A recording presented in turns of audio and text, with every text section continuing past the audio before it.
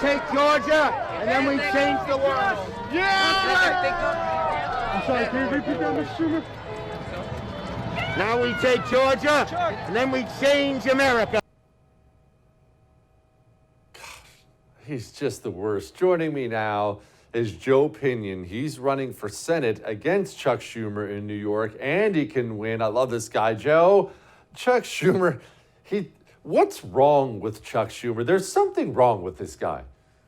Well, what's not wrong with what Chuck Schumer has done to this country and what he has allowed others to do in our name to the state of New York? You know, I've taken to calling New York the state of 19 million and shrinking because we lead the nation in outward migration. We've lost 1 million people over the last 10 years simply because we are a working class state filled with working class people, and yet not nearly enough working class opportunities to be found due to these policies that think we can give everything to everybody for free while basically driving the middle class into a state of extinction. So we decided to get into this race first and foremost to make sure we could restore common sense to our politics and find common ground and common purpose to build an uncommon coalition to make sure that, yes, a Republican can be victorious in New York come November.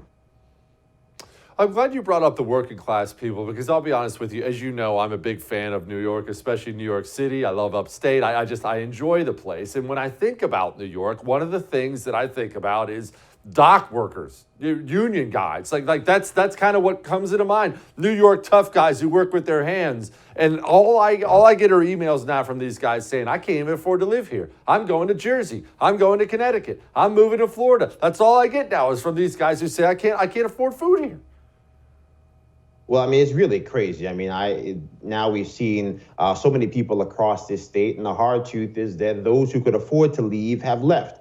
Those who cannot afford to leave are stuck begging for the scraps at a table that they made themselves that has been rendered bare by policies that have had inflation running amok. And so we have seniors living on fixed incomes who just had the largest increase in a generation wiped out by this runaway inflation because of this ridiculous fiscal policies, right? We have chicken tenders are basically non-existent in the freezer section at the grocery store because of supply chain issues, because we don't make anything here, including the food that we put in our bellies. And so we have these career politicians that stay in power telling people that they bring home the bacon. And yet if the average American cannot afford to put bacon on their own table, then what is the virtue of allowing these corporate Democrats to remain in power year after year, cycle after cycle? And so our message to New Yorkers and to people all over America is clear, that if you are unhappy with the world as it currently is, you cannot vote for the architect who designed it.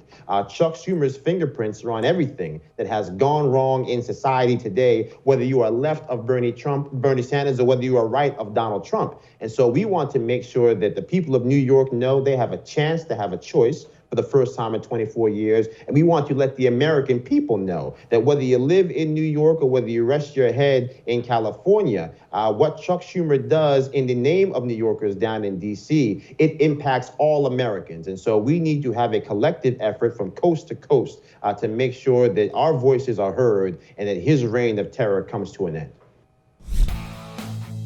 Hey, thanks so much for watching The First on YouTube. If you liked what you saw, go ahead and like and subscribe. You heard me. Like it, subscribe. You'll get a lot more of it and a lot more of me.